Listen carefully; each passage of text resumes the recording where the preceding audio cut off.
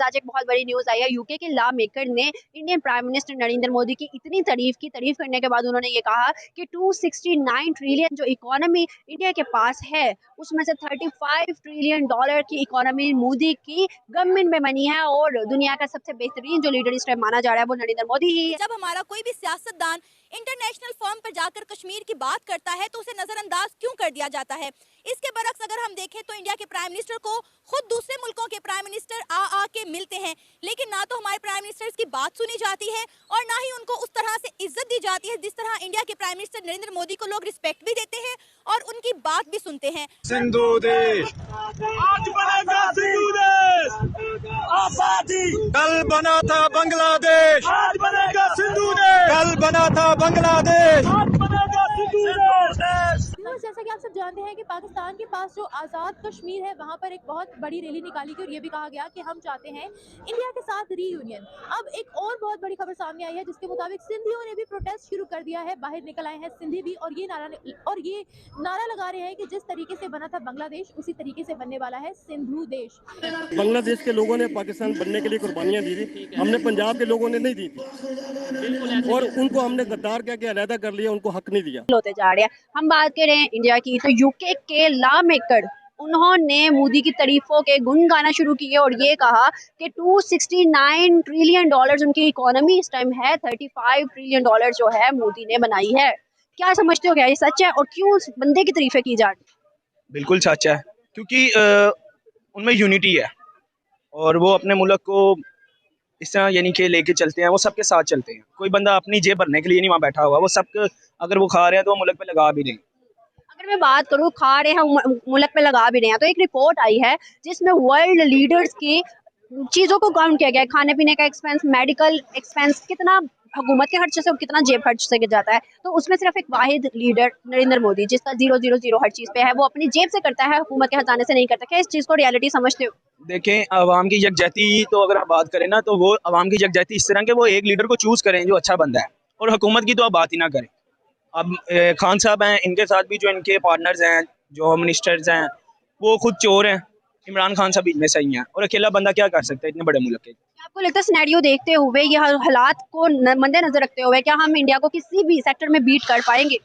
नहीं, बिल्कुल क्या इसी तरह जैसे मोदी की तारीफें लोग कर रहे हैं, हम हुक्मरान करें, क्या हमारे मुल्क की या हमारे लीडर में से किसी एक लीडर की कोई तारीफ करेगा? नहीं, बिल्कुल भी नहीं करेगा। किस तरह करेंगे, कोई जवाब ही पैदा नहीं होता। क्यों करें, क्या किया इन्होंने?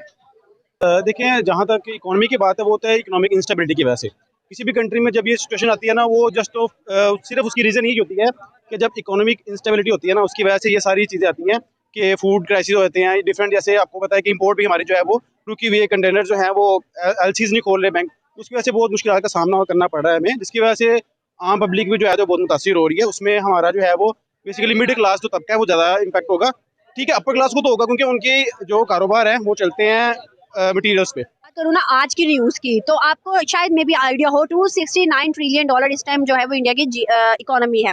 अगर मैं उसके रिलेटेड अगर बात करूँ, आज यूके के लॉ मेकर ने इंडिया के प्राइम मिनिस्टर नरेंद्र मोदी की खूब तारीफें की और तारीफों के बाद उन्होंने कहा है कि 269 ट्रिलियन डॉलर में से 35 ट्रिलियन डॉलर मोदी की हुकूमत में बनाई गई है इकोनॉमी, और इस टाइम वर्ल्ड लीडर सबसे ज्यादा प्रेज के हकदार वो नरेंद्र मोदी है। क्या समझते हो, ये रियलिटी है? हाँ, हम इसे कह सकते हैं, ऐसा ठीक है, क्योंकि इंडिया जो है वो आई थिंक वो 3rd या 4th largest economy in the world, और मे भी आने वाले वक्त में वो 2nd या 3rd नंबर पे आ जाएगी। एक तो ये बात है कि एक वो बड़ी है, उसमें पॉपुलेशन साइज बहुत बड़ा है। जितनी भी बड़ी फर्म्स हैं, लाइक मतलब अगर वो ऑटोमोबाइल्स की ले लें, मोबाइल्स की ले लें, टेक की ले लें, वो इंडिया में प्लांट लगाते हैं। उनके वहाँ पे मार्केट बहुत बड़ी है, वो ज़्यादा मार्केट को कैप्चर करते हैं एज कम्पेयर टू पाकिस्तान। अब पाकिस्तान में आप देखिए आईफोन के कितने यूजर्स हैं, यहाँ पे एक ऑफिशियल शॉप भी नहीं है आईफोन की, और वहाँ पे जो आईफोन 14 है, सुनने में ये आया था कि इंडिया में उसका प्लांट लग रहा है, मैन्युफैक्चरिंग हो रही है ना। अब यहाँ पे तो एक ऑफिशियल स्टोर भी नहीं है, और वहाँ पे वो जो है पूरा मैन्युफैक्चरिंग प्लांट लगेगा। इस तरह ऑटोमोबाइल्स के यहाँ पे जो थे जो असेंबल कर रहे थे वो लोग बंद कर रहे हैं। कि जब इंडिया के प्राइम मिनिस्टर नरेंद्र मोदी जब किसी इंटरनेशनल फोरम पर या मीटिंग पर जाते हैं तो दूसरे मुल्कों के जो प्राइम मिनिस्टर हैं वो खुद आके उनसे मिलते हैं, उनकी बातें भी सुनते हैं और उन पर गौर व फिक्र भी करते हैं, लेकिन कोई हमारे सियासतदानों की बात पर कान भी नहीं धरता। देखें जी, जहाँ तक जिक्र है कश्मीर के मौक़िफ़ का मुस्तरद होने का, वो फर्स्ट टाइम नहीं है कि ये मुस्तरद हुआ हो। आपका जो मुतालबा है वो 48 के बाद से लेके अब तक 2023 तक जब हम बात कर रहे हैं, आज तक मुस्तरद होता रहा है। जिस तरह बिलावल भुट्टो साहब ने बात की, सेम यही बात इमरान खान साहब कर चुके हैं यूएन में 2019 में। इससे पहले दूसरे हमारे लीडरान भी बात कर चुके हैं। देखिए जहाँ तक कश्मीर का इशू है ना, तो आपको जो यूएन की रेजोल्यूशन है उसके ऊपर सबसे पहले आपको अमल दरामद करना पड़ेगा। वही तो मेरे हिसाब से कि फिर आपकी बात भी सुनी जाएगी और आपको दुनिया में आपकी इज़्ज़त भी की जाएगी। और जहाँ तक ये बात है कि इंडियन के प्राइम मिनिस्टर को नरेंद्र मोदी को मिला जाता है और यहाँ पे नहीं मिला जाता। देखें मैडम, हमारा यहाँ पे सबसे ज़्यादा जो इशू है ना, हम लोग कहीं पे जाते हैं ना तो हमारा कर्ज मांगने जाते हैं। इंडियन प्राइम मिनिस्टर कर्ज मांगने नहीं जाते, वो दो तरफा ताल्लुकात के लिए जाते हैं। आपको इकोनॉमिकली स्ट्रॉन्ग होना पड़ेगा और जो कर्ज हैं आपको वो देखना पड़ेगा कि आपका एजेंडा क्या है। मेरा इस पे ये मानना है। क्या आप इस चीज़ को एग्री करते हैं कि इंटरनेशनली या पूरी दुनिया में जो रिस्पेक्ट, जो मुकाम जो है वो इंडिया के प्राइम मिनिस्टर्स को मिलता है या इंडिया के बाकी सियासतदानों को मिलता है, वो हमारे सियासतदानों को नहीं मिलता? हमारे सियासतदान जाते हैं, अभी पिछले दिनों की बात है, बिलावल भुट्टो साहब की ड्रेसिंग को जो है वो बहुत ज़्यादा सराहा गया कि जी बड़ा वेल ड्रेस होते हैं, लेकिन जब वो कोई बात करते हैं तो उनकी कोई बात सुनने को तैयार नहीं होता। और ये सिर्फ बिलावल भुट्टो की बात नहीं, हमारे और बहुत सारे पॉलिटिशियंस के साथ ऐसा हो चुका है। उसके बाद आपका एक फॉरेन मिनिस्टर ऐसा बच्चा होगा जिसका कोई फॉरेन मिनिस्ट्री के साथ कोई ताल्लुक नहीं रहा, वो सिर्फ एक फ्यूडल लॉर्ड के घर पैदा हुआ जिसकी वजह से उसको बना दिया गया फॉरेन मिनिस्टर, वो एक लीडर बन गया। हमारी लीडरशिप जो है ना वो इस तरह से बन रही है बजाय किसी प्रोसेस से आने से। तो ऐसे लीडरान की कोई बात नहीं करता, सो कॉल्ड लीडरान की कोई ऐसी बात सुनना नहीं चाहता, क्योंकि एक प्रोसेस होता है। कोई पढ़े लिखे लोग, ठीक है बिलावल साहब पढ़े लिखे होंगे, लेकिन वो किसी पॉलिटिकल प्रोसेस से या किसी फॉरेन पॉलिसी के लिहाज से कोई इतने स्ट्रॉन्ग शख्स नहीं है कि उनको सुना या समझा जा सके। इससे बेहतर शाह महमूद कुरैशी साहब चलाते रहे हैं गुज़श्ता अरसे में। सर आप क्या कहेंगे कि कश्मीर के मुद्दे को लेकर जब हमने इंटरनेशनल फोरम पर बात की है, हमारी बात को झुटलाया ही गया, कहीं आपको ये तो नहीं लगता कि पूरी दुनिया इस चीज़ को एडमिट कर चुकी है कि कश्मीर अब इंडिया से ही बिलोंग करता है?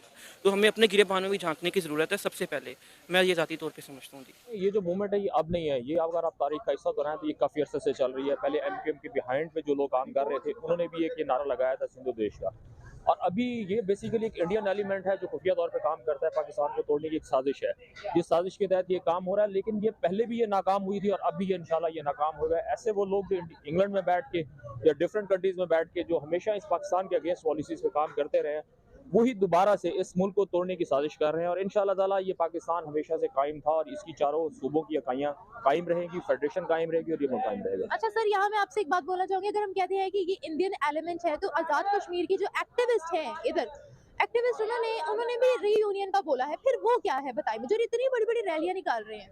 लेकिन डेफिनेटली बात यह है कि जो एलिमेंट्स आपके सिंध में काम कर रहे हैं वही एलिमेंट्स आपके कश्मीर में भी काम करने शुरू हो गए हैं। उसके पीछे इंडियन एलिमेंट भी है और फर्दर दूसरे एलिमेंट्स भी हैं, जिसमें आप बहुत सारी लॉबीज हैं जो इंटरनेशनल लॉबीज हैं जो आपके अगेंस्ट काम करती हैं। वो लॉबीज बड़ी पूरी तरह से अपना एक्टिवेट हो गई हैं। सर दूसरे मुल्कों में क्यों नहीं चलती है? देखिए सर हम कहते हैं पाकिस्तान में जो भी हुआ है वो इंडिया करवा रहा है, हमने आज तक अपनी कोई गलती ही एक्सेप्ट नहीं की। हम बांग्लादेश को भी जो है वो गद्दार कह के बुलाते हैं।